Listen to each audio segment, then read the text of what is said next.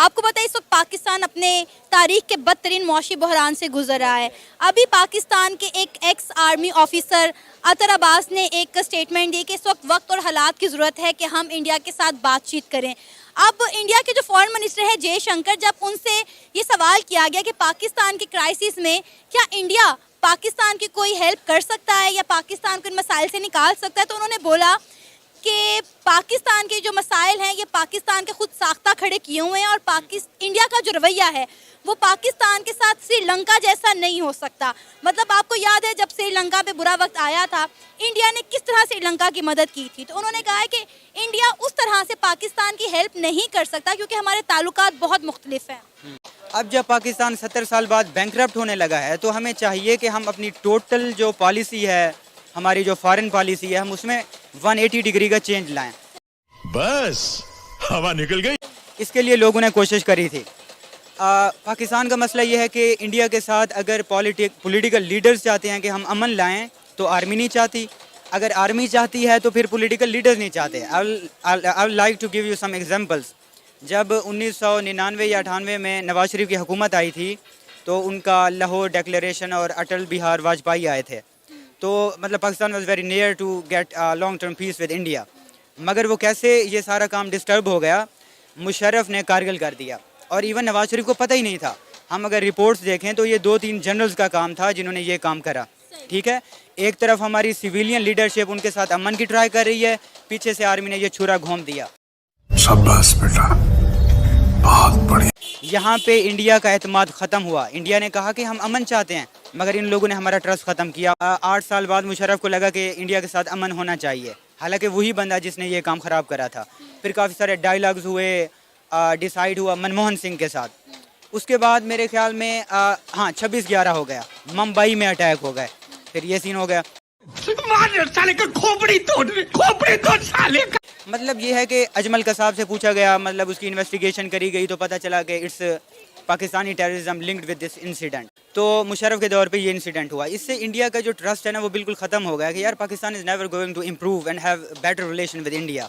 तो इससे जब नरेंद्र मोदी की गवर्नमेंट आई, अब देखें तीसरा प्राइम मिनिस्टर नरेंद्र मोदी लाहौर में आया, नवाज शरीफ से मिला, फिर भी क्या हुआ कि उसके बाद कोई नवाज शरीफ को हटा दिया गया। ठीक है, फिर पुलवामा अटैक हो गया। उसके बाद मोदी ने कहा कि हम ऐसी पॉलिसी बनाएंगे कि हम बस अब पाकिस्तान से अमन करने वाले नहीं हैं। तेरा बाप आया। ये उनकी एक एक्सट्रीमिस्ट आइडियोलॉजी हो गई। अब आते हैं पाकिस्तान की मिलिट्री और सिविलियन और का आपको पता है कि इंडिया की तरफ से ये कई बार स्टेटमेंट आ चुकी हुई है कि दहशतगर्दी और पीस टॉक जो है वो साथ साथ नहीं चल सकते। तो सीन कुछ इस तरह है कि अब इमरान खान के दौर में जनरल बाजवा ने काफ़ी कोशिशें करी। जयशंकर और शाह महमूद कुरैशी साहब यूएई में आपस में मिले, कन्वर्सेशंस हुई और इनका था कि मोदी को 5 या 10 दिन के लिए पाकिस्तान का विज़िट कराया जाए, डिफरेंट जो टेम्पल्स हैं वो विज़िट कराया जाए। मगर जब मोदी ने फिर एक अटैक हुआ, पता नहीं क्या हुआ, हालात बिगड़ गए, फिर मोदी ने वो आर्टिकल 370 एब्रोगेट करा। ये हुई ना बात। उसके बाद क्या हुआ जी, इमरान खान और शाह महमूद कुरैशी नहीं माने। ये कहते हैं कि ये हमारा पॉलिटिकल सेक्रीफाइस होगा, हमारी पार्टी बिल्कुल ख़त्म हो जाएगी। तो बाजवा साहब हम इस तरह नहीं कर सकते, आपने हमारे पूछे बगैर हमारी ईगो हर्ट करी। और how can you take decisions on foreign policy when we have civilian leadership. इसीलिए इंडिया जो है पाकिस्तान के इन तमाम क्राइसिस में पाकिस्तान की मदद नहीं कर रहा। यस, उनको मतलब यार देखो सिंसेरिटी होनी चाहिए। मैं तो कई बार अपने प्रोग्राम में ये लोगों से सवाल कर चुकी हूँ कि इंडिया ने बुरे वक्त में श्रीलंका का भी साथ दिया, अफगानिस्तान का भी साथ दिया, अगर नहीं दे रहा तो पाकिस्तान का नहीं दे रहा। आज उसका जवाब मिल गया कि मुझे कि पाकिस्तान का इंडिया साथ क्यों नहीं दे रहा। और जयशंकर ने भी कहा कि उनका श्रीलंका के साथ जो रवैया था जब श्रीलंका दिवालिया हुआ था, वैसा रवैया वो पाकिस्तान के साथ चाह कर भी नहीं अपना सकते। हाँ, इनकी सिंसेरिटी नहीं है। कौन है ये लोग, कहां से आते हैं ये? गजब बेइज्जती है। अगर उनसे अमन करेंगे, सुलह करेंगे तो ठीक होगा, फिर आपस में एक दूसरे के दुख दर्द में शरीक भी होंगे।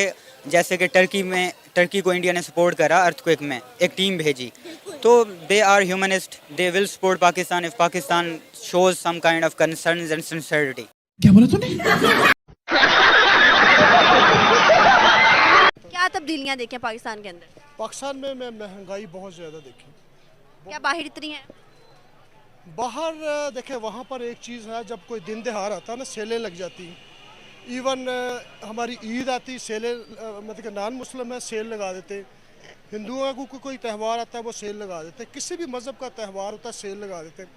पाकिस्तान में हमारे मतलब कि जब रमज़ान शरीफ आता है, कोई दिन त्योहार आता है, हर चीज़ का प्राइस डबल कर देते हैं। ऐसा क्यों है?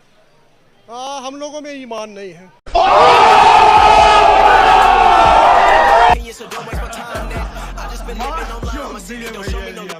उन लोगों में ईमान है, बस मैंने तो यही जजमेंट किया है। सही बात है सर। अब मैं सवाल पे आती हूँ, पाकिस्तान के अंदर मुझे बताइएगा कि ह्यूमन राइट्स पहले तो कितने हैं? यहाँ पर बिल्कुल नहीं है। हिस्ट्री फर्स्ट रिकॉर्ड ऐसा कायम किया गया है इंडिया की जानिब से, जो हमारा पड़ोसी मुल्क है और सबसे ज़्यादा अजीज़ हम कह सकते हैं क्योंकि हम वहीं से निकले थे। अब मैं वहाँ की बात करूँ इंडिया की, वहाँ पर ट्रांसजेंडर को IAS बनाया गया है और वहाँ पर अगर हम देखें ओडिशा में वो फ्रांस उसमें डिपार्टमेंट में काम कर रही है। क्या समझते हैं सर, वहाँ पर अगर हम देखें तो हिंदू कम्युनिटी ज़्यादा है लेकिन वहाँ पर डिसिप्लिन हो गया, वहाँ पर पॉलिसीज़ होगी तो सर बहुत बहुत बहुत बेहतर नज़र आती है। ऐसा क्यों है?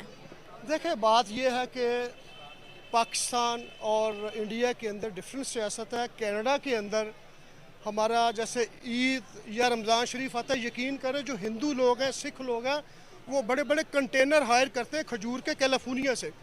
क्या बात है सर, क्या बात है सर, क्या बात, ये बात। तो मतलब कि जितने भी दोस्त हैं नेबर में सब वो मतलब कि एक कार्टून सबको डिवाइड करते हैं। हमारी ईद आती हमें विश करते, हमें इनवाइट करते, उनकी दिवाली आती वो हमें इनवाइट करते। हम लोगों में इतनी मोहब्बत है, पाकिस्तानियों में इतनी आपस में मोहब्बत नहीं जितने इंडियन लोगों में मोहब्बत है। जलवा है हमारा। सर अगर हम देखें तो पाकिस्तान के अंदर ये हमें सुनाया जाता है, बताया जाता है जो हिंदू है, इंडियन हिंदू है, वो मुसलमान का दुश्मन है। क्या आपको लगता है ऐसा है? No no no no no. क्यों? अगर हम देखें ना, क्या आपको लगता है अगर हम देखें चाइना के अंदर जो मुसलमान है, ठीक है, वहाँ पर एक तहरीक चल रही है और वो टर्किश जो वहाँ के लोग हैं वो एक टर्किश उसकी तहरीक चला रहे हैं कि हमें जो है वो नीड इंडियन हेल्प्स, हमें चाइना से अलग किया जाए, अगेंस्ट चाइना। क्या समझते हैं? अगर हम देखें तो UN के अंदर हमेशा कश्मीरी, UN के अंदर हमेशा इंडियन मुसलमानों को देखा जाता है, दूसरों को। बताऊं चाइना में जो I am visit almost more than 65 country, I will go anywhere. China के अंदर मुसलमान जितने टाइट हैं, जितना अजाब है, हम उनके लिए आवाज़ नहीं उठाते। उसका रीज़न ये है कि जो हमारे सियासतदान हैं वो बेनिफिट लेते हैं चाइना से, इसलिए चाइना के अगेंस्ट कोई बात नहीं करते वो। ये गलत नहीं कर रहे हम? Yes of course. अगर हम देखें तो आपने अपने मुंह से खुद बताया कि हमारे साथ इंडियन होते हैं वो बहुत अच्छे से चलते हैं, लेकिन 75 सालों से आज तक हम भी यही सुनते आए, हमारे बावजात ने भी यही बताया, सोशल मीडिया भी यही बताता है, न्यूज़ भी यही बताती है कि इंडिया के अंदर कश्मीर पर भी जुल्म है और इंडिया के अंदर मुसलमानों पर भी जुल्म है। होता होगा, एक्सट्रीमिस्ट हर जगह होते हैं। बहुत मतलब कि is not lot of people, extremist हर जगह होते हैं। चंद ऐसे लोग हैं जैसे कि मतलब कि जो जाहल टाइप के लोग हैं, उनके पास एजुकेशन नहीं उन लोगों के पास होती ना, तो सियासत में जो लोग हैं वो उनको बस वो अपना सबज बाग दिखाते हैं, वो लोग आगे चल के वो ये तक चलाते हैं। अदरवाइज़ यकीन करें इंडियन इतने अच्छे लोग हैं, हमें अगर कुछ देखें लेट से कभी ज़रूरत हो ना तो इंडियन हमारे काम आ जाते हैं, हमारे जो भाई हैं ना वो हमारे काम नहीं आते। कैसी लगी? तेरा बाप आया।